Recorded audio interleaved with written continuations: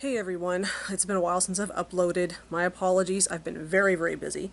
Anyway, I've got a lot of updates for you guys, plus video footage I took at the Witches Ball, which was just the other night on September 3rd. Was the first annual Witches Ball held at Art Sanctuary in Louisville, Kentucky. It's an amazing location, amazing people always show up there for all the events, and the event itself, the Witches Ball, was utterly fantastic. There was belly dancing, there was a burlesque show, there was an arealist, and yeah, it was just overall an amazing experience.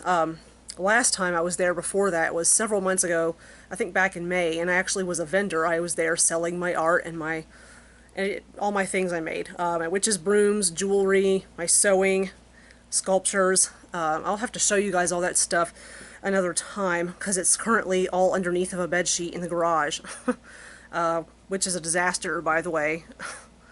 So yeah, I've reached a point, I guess, in my physical condition right now where I can't do all that lugging around and dragging around and back and forth to load everything in.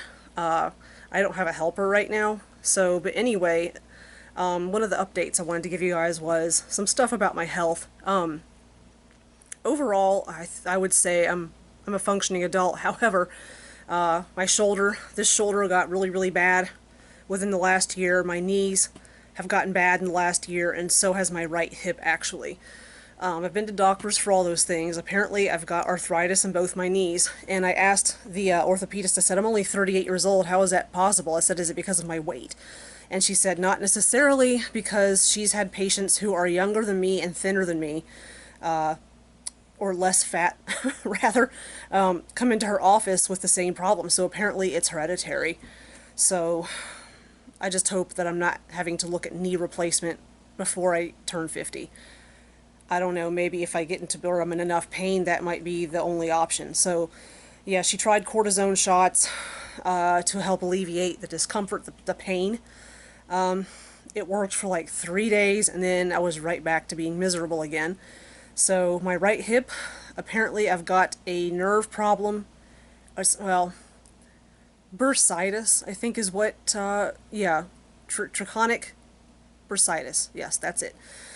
So anyway, the doctor I saw for that explained that she suspects that the problem has to do with my back, actually, because back problems, lower back problems. Okay, the cat was about to do something. No, okay, never mind. I'll deal with it later.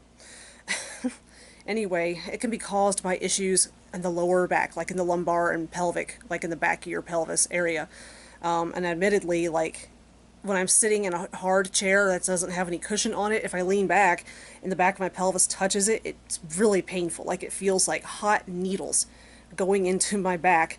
So there's that. The left shoulder, tendonitis. And she said that's usually caused by an injury. I haven't had any injuries. I've never been in a car accident. I've never, like, fallen off of anything.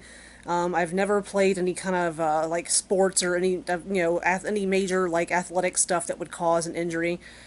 I don't know. So, anyway, I'm on naproxen for some of these things to reduce inflammation. And once again, she tried the cortisone shot in my shoulder. Unsuccessful, so I'm not responding to the cortisone shots. Let's see, what else?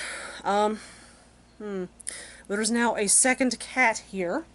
My daughter's cat has been rehomed to us because she's focusing very hard on school. She's a senior in high school now, by the way. And there he goes now. And also the cat had to been confined into her bedroom at all times because her stepdad, or rather her father's partner, hates cats or something like that. My daughter's actually allergic to them. So what happened was they went on a trip to Florida a couple months ago, and so I cat sat. They brought him over here, and he stayed with me for a week, and he really grew on us, and we grew on him, and he was getting along with Chiquita Banana, my first kitty, my other kitty, and so I think it was just kind of like decided together that, he could stay here and it would alleviate her allergies. She would have more time to spend on school, and he'd get more attention. He'd have windows to look out. He had one at her in her room, But here, sometimes we let him upstairs and he'll go look out the back door and look out the windows. And he's got more space, and he's got another cat and more people to pet him and give him attention. So, but here he is. His name is Sol, as in like the Spanish word for sun, but I've been calling him Honda del Sol. And there's Chiquita over there on the bed. Yep. Poor Chiquita had to have teeth pulled recently.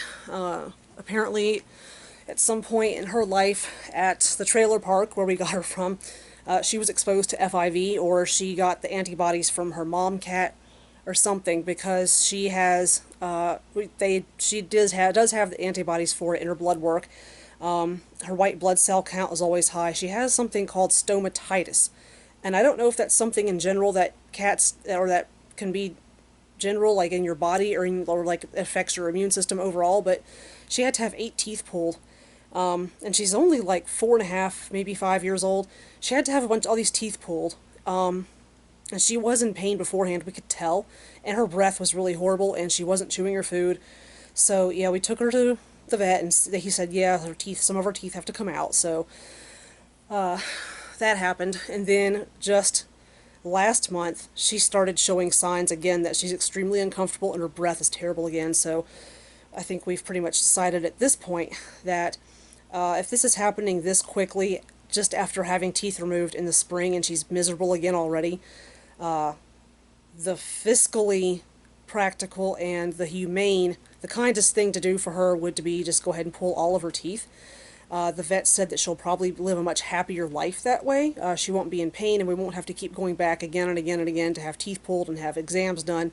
And actually her white blood cell count might return to normal with the rest of her teeth pulled. And apparently cats with no teeth can, in fact, chew dry cat food. So, yeah, that's what we're thinking is probably the best thing for her. So, my mom's going to help out financially with all this stuff. But yeah, we just don't see a reason to have to do it 3 more times over the span of 2 years. When it can just be done all at once, and she can be happy, and we can be happy, and, you know, she's not going to be in pain again. So, anywho, let's see, other updates. Yeah, we have 2 gardens in the backyard this year. I'm not going to take the camera outside to show you the gardens today, because we had torrential downpour off and on yesterday and today, so the lawn is very soggy, and it's all wet outside, and I think it's still drizzling right now. I don't know, I can't tell. I've got like a tiny, like a basement window. My basement window, it's like that big. So, gardens, I planted an apple tree in the backyard. It's a gala apple tree, and it's growing pretty quickly. It's a dwarf variety. They don't get really big, but it will start producing apples, I think, next year. So there's that. My living room and craft room are a pigsty, per the usual. Yeah. Bedroom's a pigsty too, so that's why I'm keeping the camera this way. So yeah, I do need to show you guys my tiny little kitchen. I set up a kitchen for myself. So in the hallway here by my bedroom. So yeah, this cabinet is obviously like from the 70s. It's one of the original cabinet pieces that was down here in the basement underneath the steps back there. There used to be a wet bar down here in the basement, which was a very common thing for houses built in the 60s and 70s. I have no desire to paint it. I just, you know, it's fine. I'm not going to paint it unless I move it with me wherever I end up ultimately living. So, okay, this is a cat no-no bottle. I'm just going to stick it back where it belongs real quick. So yeah, I went to Lowe's and found this countertop remnant super duper cheap. I'm not a fan of white, but, you know, it's what they had, and it fits almost kind of perfectly with a little bit of stick out on each end of this cabinet. And here's my little electric stove, and here's my, I don't know if that's an apple or a peach, but it's my spoon rest.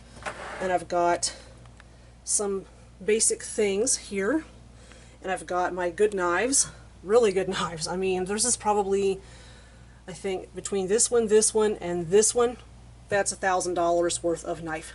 So anyway, got my little pots and pans up here, and this background actually is peel and stick that I ordered off of Amazon. let's see, I'm trying to find a line, so, well, there we go. I don't know if you can see that faint line there. I had to go through all kinds of conniptions to make sure everything was like lined up so that they weren't, so that it didn't look stupid. You know, I wanted it to be consistent with the pattern and no breaks in the pattern or anything like that.